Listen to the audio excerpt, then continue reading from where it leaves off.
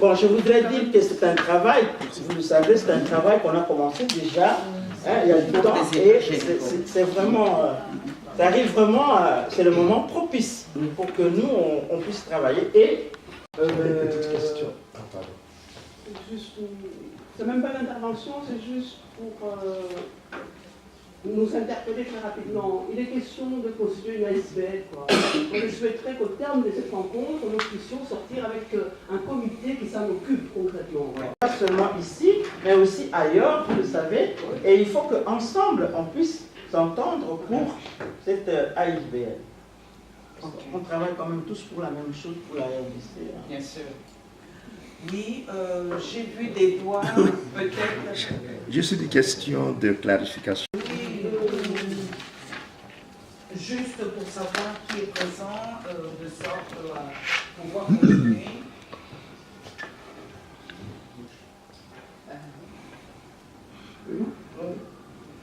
C'est Gabrielle Nabila, je suis professeure. Ok. Nicole Emmanuel. Merci. Constant Le Pélon, je suis étudiant à l'UNIS. Merci bien. Oui. Gilbert Nguilas. Vous êtes toujours ici en Belgique, n'est-ce pas? Bon, mais nous qui sommes la 6e région, bon, elle est pour toute l'Afrique. Oui. Parce que c'est toute la diaspora africaine. Oui. Est-ce que vous avez une idée de la manière dont les membres de cette région, de cette sous-région, parce que c'est une sous-région là, collaborent entre eux d'abord, comme la SADC collabore entre eux, et comment cette diaspora qui est africaine peut intervenir auprès de tous ses membres, parce qu'il y en a plusieurs, c'est tous les pays de l'Afrique au fait. Et alors, maintenant j'ai entendu que les amis nigériens et autres sont beaucoup plus loin. Alors nous, notre part en tant que membre de cette sous-région africaine, 6e sous-région africaine, qui est la diaspora congolaise au fait, apparemment, si vous avez beaucoup plus d'idées un peu là-dessus pour nous éclairer un peu, on travaillerait uniquement pour le Congo et les autres, dans l'interaction avec les autres, ça fonctionnerait comment? C'est un peu ça. Parce que dans la SADC, c'est clair, on sait, quand il y a collaboration, et, on s'implique, quand il y a des problèmes d'élection ici, vous avez vu les Ramaphosa, les Joao sont intervenus pour le Congo et tout là, parce qu'ils sont de la sous-région. Alors, les chefs d'État, pour qu'ils amènent ce point-là. Par exemple, pour l'Europe, il y a le siège à, je crois, en Hollande, n'est-ce pas? L'Union africaine a organisé des segments de la diaspora. Par exemple, il y a la diaspora africaine de l'Europe, il y a la diaspora africaine des Caraïbes. Ce sont des informations qui sont disponibles. Il y a des sujets qui existent, mais vraiment comme interlocuteurs au niveau de l'Union africaine et qui présentent même des plans de développement ou bien font des suggestions. Donc, le processus de la diaspora comme 6e région est déjà très avancé au niveau des structures représentatives, non?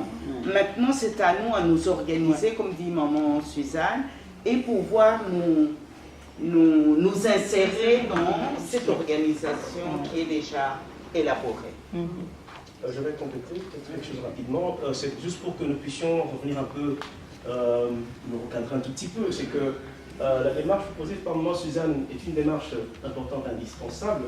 Nous allons la mettre peut-être dans les moyens termes, mais Parce qu'ici, nous sommes en face d'une situation concrète. Il y a des faits aujourd'hui au pays qui exigent que nous puissions réagir maintenant. Hein? Voilà. Et on peut déjà, à travers des résolutions, des propositions que nous allons nous faire à l'issue de cette raison, déjà avoir des propositions concrètes par rapport à ce qui se passe maintenant. Mais cela devrait être déjà une partie de la démarche qui consiste à pouvoir se structurer en forum international de la diaspora africaine tel que le propose Maman Suzanne. Donc je propose qu'on y aille vraiment par étapes. Et c'est quand même un élément très important. Mais aujourd'hui, soyons encouragés de pouvoir faire des propositions concrètes par rapport aux faits actuels. Voilà. Merci. Merci. Alors, je pense qu'il y avait...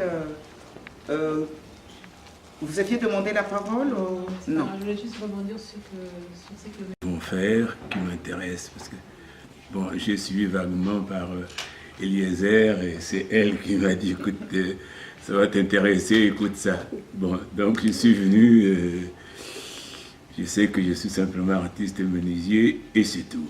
Et bon, et il y a ce problème, et je pense que je suis heureux d'entendre qu'il y a beaucoup de diaspora qui essayent de prendre des initiatives comme ça, de manière parcellaire, un peu à travers toute la diaspora de par des lieux où ils habitent. Mais moi, je pense qu'il y a... J'ai deux visions. Hein. Il y a la première chose, c'est que moi, je fais partie des entrepreneurs. Bon. Et en France, par exemple, où j'exerce mes activités, j'étais curieux de voir que je ne voyais aucun. J'étais le seul, que ce soit bien sûr dans le domaine artistique ou en tant qu'entrepreneur dans la menuiserie, j'étais le seul dans les salons, dans les endroits où tout le monde se voit.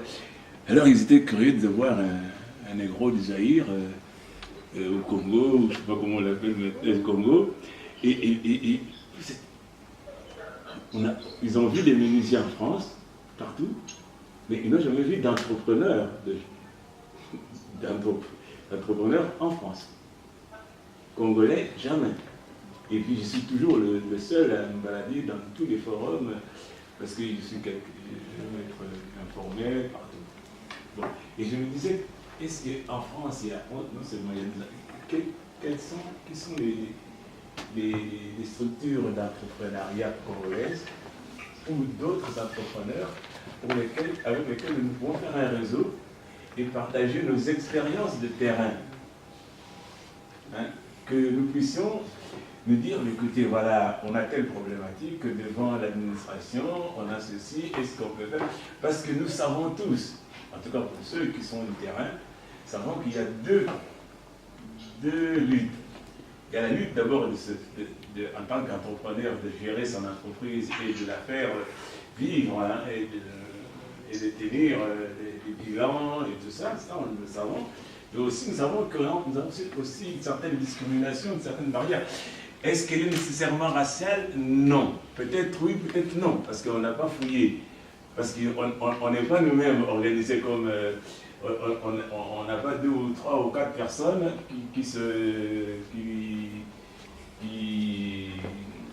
qui mettent ensemble leurs énergies pour aller poser ce problème-là et avoir une réponse, quelle qu'elle soit. Ok, on n'en a pas. Moi, je n'ai jamais trouvé... J'entends toujours alors, je ne peux pas aller avec les ouvriers parce que je ne suis plus ouvrier. Je gère mes activités aussi bien en art que dans ça. Donc je vais d'abord, si il est possible, comme vous avez l'air d'avoir bien réfléchi, bien avancé, parce que Girac, c'est la dame qui me l'a dit au téléphone, et m'expliquer grosso modo.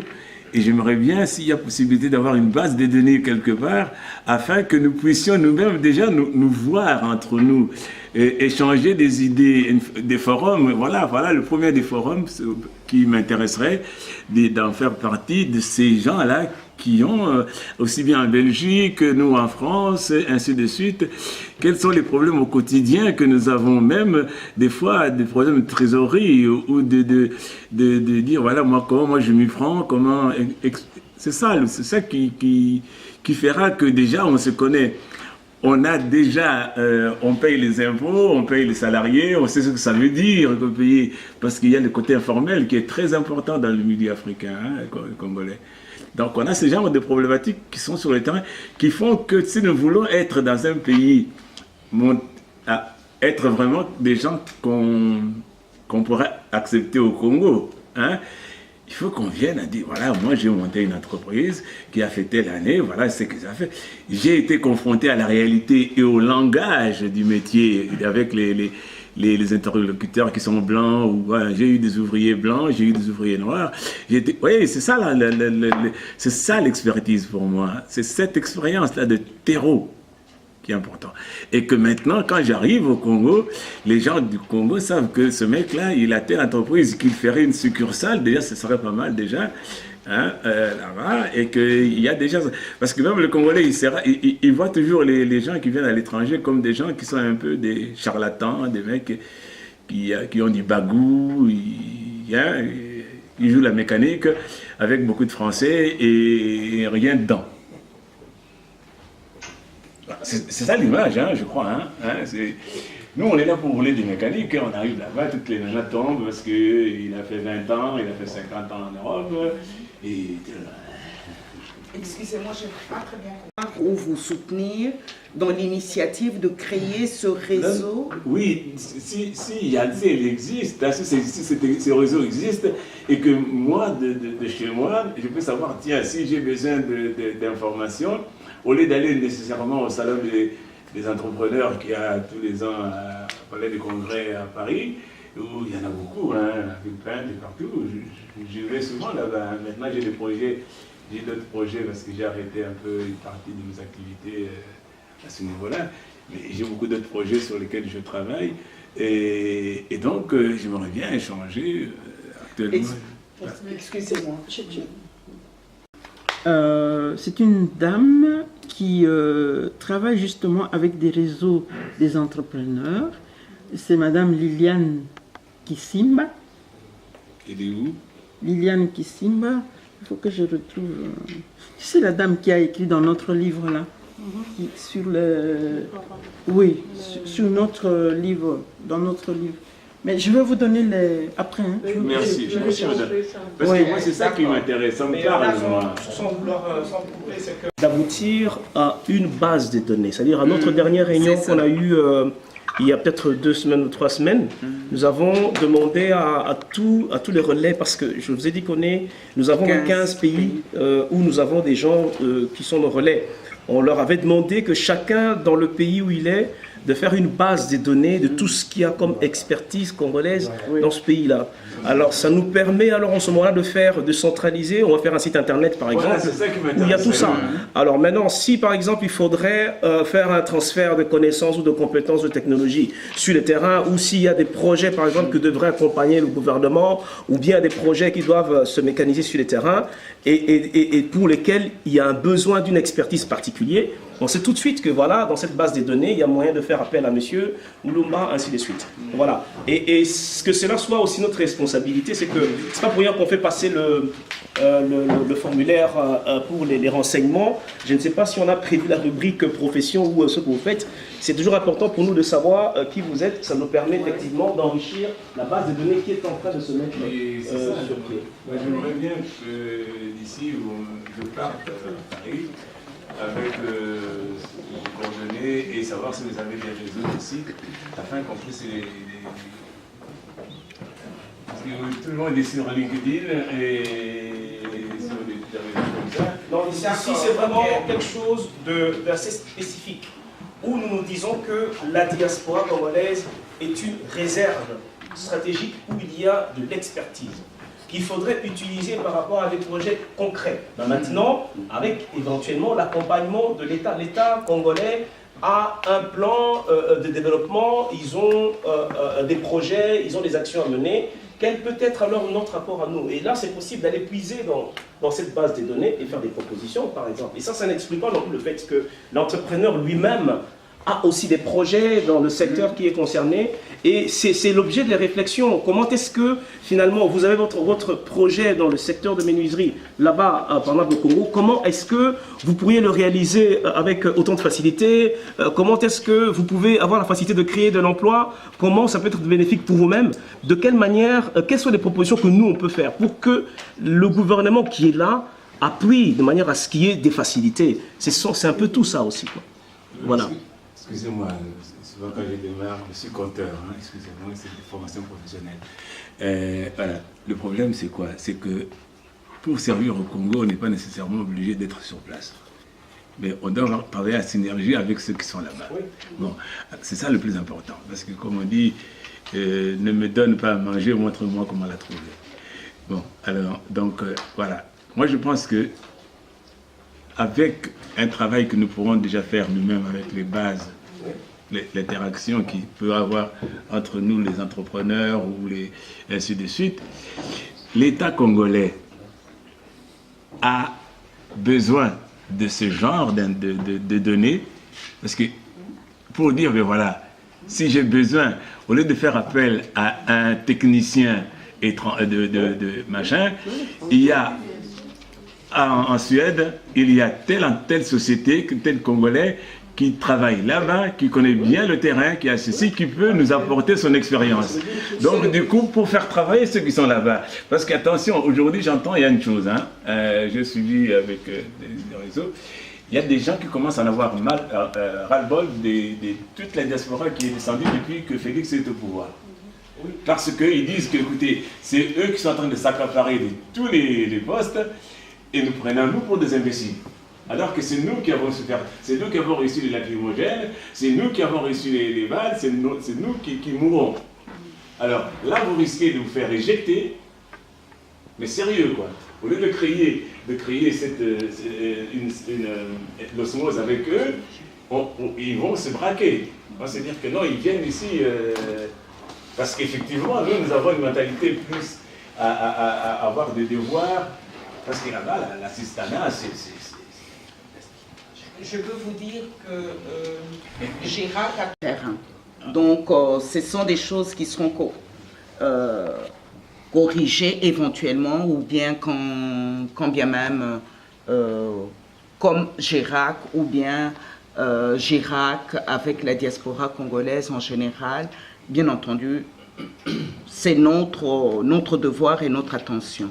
Donc, merci pour nous l'avoir signalé. Il y a quelqu'un d'autre qui avait... Oui. À la feuille. Il y a juste l'association, mais nous, on s'est un peu exclus parce que moi, je ne fais partie d'aucune association. Donc, en tout cas, ici en Belgique. Hein. Je crois que si c'est pas l'association peut-être de la profession, c'est qu'on fait. Oui, parce que c'est ça aussi, c'est ça l'information, je sais pas comment, c'est l'information importante aussi pour nous, c'est de savoir qu'est-ce qu'on a, qu'est-ce qu'on fait pour que dans la base des données, on sait que si c'est pas l'association, on sait voir l'objet, mais si vous n'êtes pas de l'association, que vous avez une profession bien déterminée, c'est bien d'écrire comme ça permet de voir. Ce que monsieur vient de dire, si nous pouvons aussi interpeller le nouveau dirigeant, de créer pour la Belgique, la diaspora ici, un centre culturel où tout le monde peut se retrouver, exprimer ses expériences, montrer aux plus jeunes ou aux gens qui ont envie d'apprendre leur expertise sur place. Donc un centre culturel qui travaillerait sérieusement avec les étrangers ou nous, la diaspora congolaise à l'étranger. Donc, ici, à en Belgique, par exemple, un centre culturel ici. Qui peut... Pourquoi pas en France ou en Espagne, en Italie? Non, je pense que parce que c'est un endroit où les gens peuvent venir se réunir. Ça peut être en Belgique et un centre culturel aussi en France. Donc, dans chaque pays où nous nous retrouvons, nous avons un endroit où nous réunir et aller puiser les données ou l'expérience. L'ambassade, par exemple. Voilà. Là où on voudrait avoir un centre culturel. Ok. Non, d'accord. J'ai une question. La question est peu proche. Quel est l'agenda? Mais j'aimerais bien avoir des précisions. Quelle est l'action qu'on compte apporter? Y a-t-il une action plutôt politique ou une action économique? Si économique elle est, vous dites que c'est par rapport à des faits réels concrets sur le terrain. Quel canal préférentiel on a pour faire aboutir ces actions? Quelle est la synergie qu'on a avec la Chambre de commerce belgo-congolaise qui existe déjà, avec l'ambassade? Parce que souvent les Congolais ont fait des choses de manière assez séparée, chaque association. Est-ce qu'on a une synergie avec les autres associations ou pas? Ce sujet, c'est-à-dire, si vous avez des propositions dans un secteur, qu'il soit économique ou dans l'autre, qu'il soit politique, nous sommes là pour les écouter et les échanger éventuellement. Donc, c'est ça le but de la rencontre. Nous n'avons pas des solutions ou bien des propositions à vous faire, sinon recevoir ce que vous apportez. Je connais quelqu'un qui travaille sur la Chambre de commerce belgo-congolaise déjà. Il y a le Léopard Club qui gère tous les acteurs économiques qui ont des plans d'investissement sur le Congo, ce dont parlait M. Logan. Donc on a aussi une base de données d'entrepreneurs. C'est les deux associations que je connais avec qui il y a une synergie. Merci. Donc, propositions concrètes, si nous les avons déjà élaborées, et puis, bien entendu, une fois recueilli le tout, une fois établi un contact avec le gouvernement au pays, nous pouvons toujours présenter, et peut-être il y aura une autre étape où nous pourrions adapter, sélectionner ce que nous aurons recueilli, qui adhèrent plus au projet de développement du gouvernement. Et à ce moment-là, comme a dit Damien au départ, il y aura une délégation qui pourra, à ce moment-là, être le porte-parole, plus ou moins, de ce que nous aurions retenu comme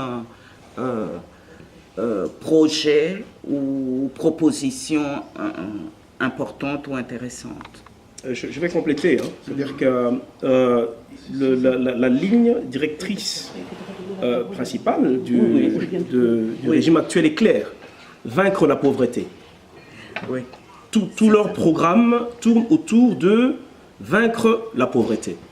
Donc, tous les projets que nous, on peut imaginer effectivement, qui vont dans le sens de vaincre la pauvreté, peuvent en tout cas permettre à ce que ces projets soient éligibles, évidemment avec la synergie que nous sommes en train de créer, que nous puissions nous donner une certaine notoriété. Alors quand on parle de pauvreté, évidemment, on voit l'éducation, on voit la santé, on voit la sécurité alimentaire, et tout ce qui peut toucher en tout cas à tout ce qui est éradication.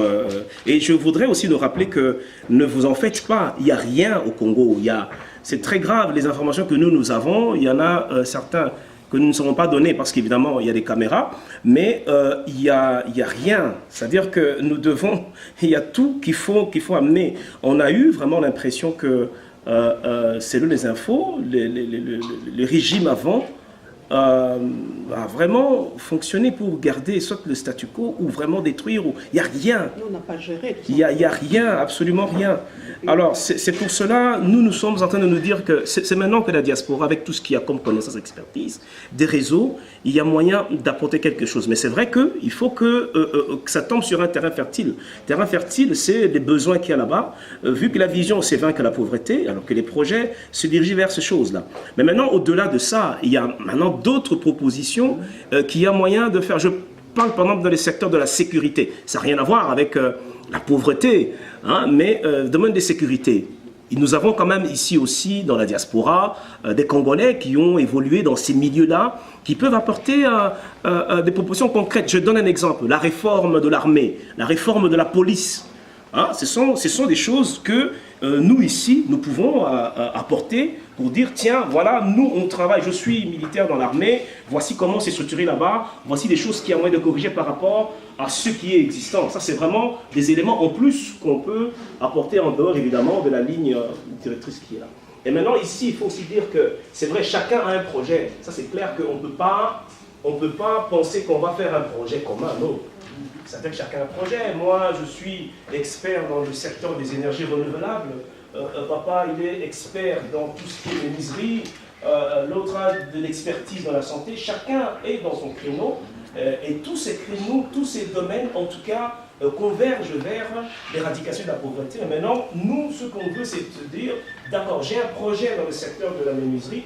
Comment est-ce que je peux finalement le rendre concret, le matérialiser sur le terrain? Est-ce que je vais rencontrer les difficultés habituelles? Comment les éradiquer? Est-ce que j'ai les moyens financiers pour ça? Si je n'en ai pas, comment je fais? Qu'est-ce que l'État met sur la table? Ce sont toutes ces choses auxquelles maintenant il nous est donné, auxquelles il faut réfléchir techniquement pour qu'effectivement les projets prennent vie. Merci. Entre vaincre la pauvreté et la sécurité. Bien sûr que oui. Oui, la maman qui fait son petit commerce, qui est heurtée à 10 barrières au bout de la journée, eh ben, elle n'aura rien gagné, quoi. Donc c'est tout aussi important. Hein. Non, je ne dis pas qu'il n'y a pas de lien. Non, tu l'as dit. Hein, tu l'as dit. Oui, faire attention. Voilà, merci pour la parole. Justement, moi je voulais justement, et je suis content d'être là, parce que j'écoute un peu ce qui se passe. Et voilà, je viens d'arriver fraîchement du pays. Depuis, comme je l'ai dit au début, depuis le début, j'ai dit que ça fait quelques mois que voilà, on a été sur le terrain pour voir un peu comment ça se passait. Je ne serais pas aussi dur que Damien en disant qu'il n'y a rien, il n'y a pas rien, mais il y a des choses qui ne sont pas en adéquation avec ce que nous on voit, ce que nous on aimerait pour l'avenir du pays. Mais justement, en écoutant parler, quand j'ai vu le titre, et je suis vraiment content d'être venu, justement parce que le débat me touche, puisque nous aussi on a fait une proposition, justement, puisqu'on connaît un peu les acteurs qui aujourd'hui sont aux manettes, puisqu'on a de la chance qu'ils viennent aussi une partie de la diaspora, même s'il y en a beaucoup qui sont là-bas et qui n'ont pas des projets concrets. Certains sont venus quand même avec une idée de changer les choses. Bon, nous on se bat pour le changement depuis pas mal d'années avec l'SBL Change. Justement, on a fait un projet, puisqu'on nous a demandé d'avoir des projets concrets, c'était justement l'implication de la diaspora dans le ministère des Congolais de l'étranger.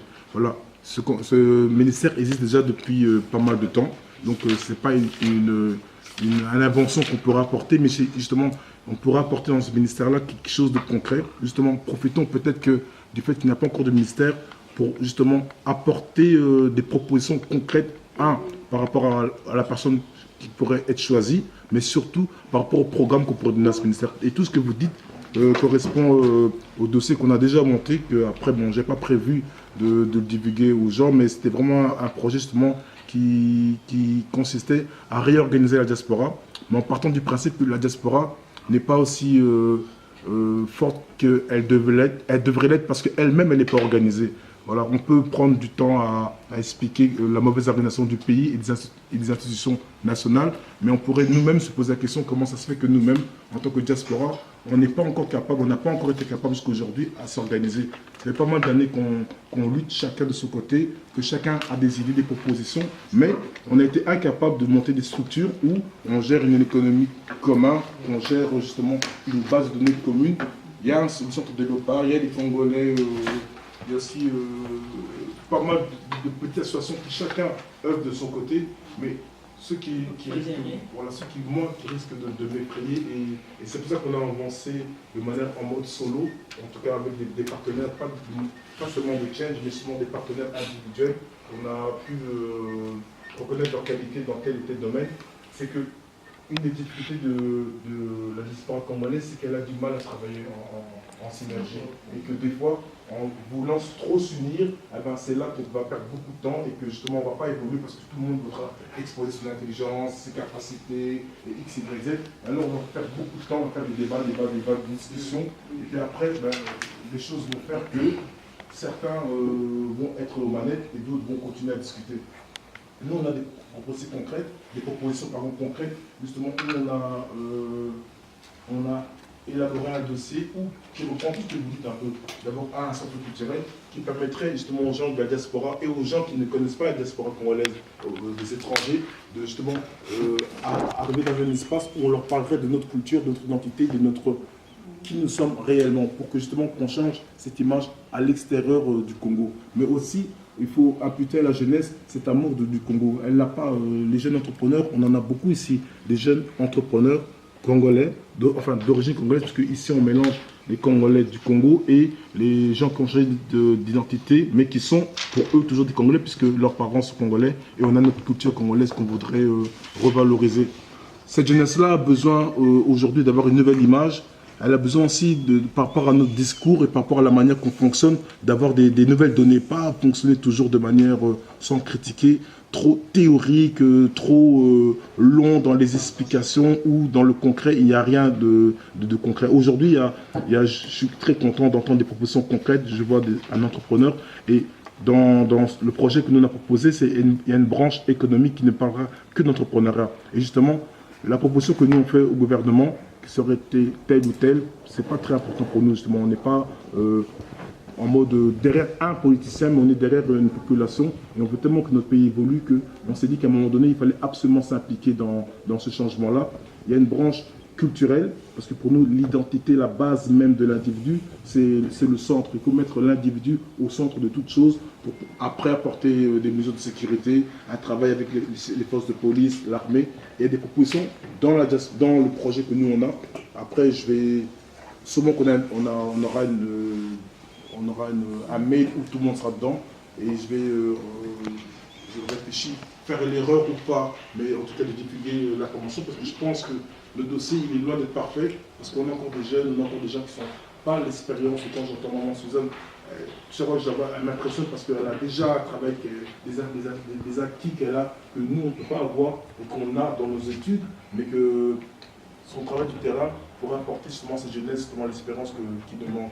Mais il faut vraiment qu'on se dise que les projets, c'est un moment, maintenant on a l'occasion d'apporter du concret par rapport au changement politique, mais ce changement politique ne se fera de manière constructive que si jamais on arrive aussi à ne pas être dans le fanatisme ou bien dans juste l'envie de participer à un gouvernement, peu importe lequel, pour justement assouvir notre soif de financement, de stabilité économique ou quoi que ce soit. Il faut apporter des critiques constructives à ce gouvernement et c'est pour ça que le projet doit amener des propositions où des fois, on va être à l'encontre de ce qu'on nous propose auprès du gouvernement. Et c'est ça aussi la démocratie, c'est oser dire aux gens qui sont au pouvoir une vérité, des vérités, parce que nous, ce qui a de plus important pour nous, c'est justement de enfin donner la chance à la population congolaise et au Congo lui-même d'évoluer réellement. Donc,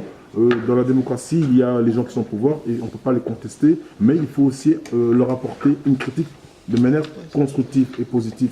Voilà. Donc nous, on a déjà un projet par rapport à la diaspora, on a déjà un projet par rapport à comment appliquer les forces de la diaspora, les bases de données, on a déjà des gens qui travaillent dessus, on a déjà aussi un domaine socio-culturel, on a aussi un domaine entrepreneurial qui est hyper important, mais surtout, on a, par rapport à l'économie, des liens avec 2-3 structures bancaires qui peuvent nous permettre à nous de devenir tout à fait indépendants économiquement. Pour pas demain toujours, justement, qu'on nous ferme les robinets, qu'on ouvre les robinets, si jamais nos tendances sont de gauche ou de droite. Donc, pour moi, l'indépendance économique, c'est quelque chose pour laquelle on devra se battre dans ce ministère. Et les propositions économiques que nous, on apporte dans le dossier, en tout cas, peuvent répondre très vite, après 1 an, à répondre. Et aussi, par rapport aux entrepreneurs, avoir des fonds pour pouvoir injecter justement à ces jeunes entrepreneurs qui veulent aussi créer des startups ici et au Congo. Parce que voilà, il faut aussi miser sur les Congolais d'étrangers. C'est-à-dire que si jamais ici on a une communauté congolaise forte, et disons enfin reprendre le contrôle économique de Matongé, on a un quartier qui est soi-disant congolais, où on n'est pas propriétaire, où nous-mêmes on dépend encore trop souvent des gens qui nous vendent à nous nos propres produits. Et ça, c'est pour moi voilà. Et ça, il faut y mettre stop. Mais pour ça, il faut injecter des fonds. Et pour ça, autant la diaspora a un rôle à jouer, mais autant aussi les gens au pouvoir ont un rôle à jouer. C'est-à-dire qu'à un moment donné, ils doivent prendre leurs responsabilités, ils doivent ingérer de l'argent sur des gens, justement, sur un avenir et sur des gens qui ont des projets concrets. Et donc, on en parlera plus tard quand je montrerai le projet et j'espère vraiment qu'ensemble on pourra lui donner plus de réalisme. Voilà, merci. Je voudrais partager avec vous une expérience des autres diasporas, parce qu'on n'invente pas le chose. On peut toujours apprendre des autres. Tout d'abord, quand je parle avec ces autres diasporas, dans les échanges et les réunions auxquelles je participe, il y a une chose qui est importante, c'est que le changement, pour qu'il y ait un changement, il faut un acteur collectif.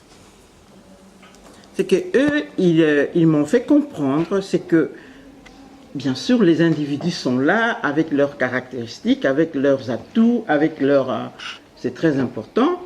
Mais le changement, si on veut un changement comme nous, en RDC, il faut un acteur collectif. Ça veut dire qu'il faut mettre les expertises et les atouts, etc. ensemble. Ça, c'est une première chose. La deuxième chose, c'est qu'ils m'ont fait comprendre, c'est que dans leur pays, il y a des quartiers où on dit, ça, c'est la diaspora française qui a fait ça.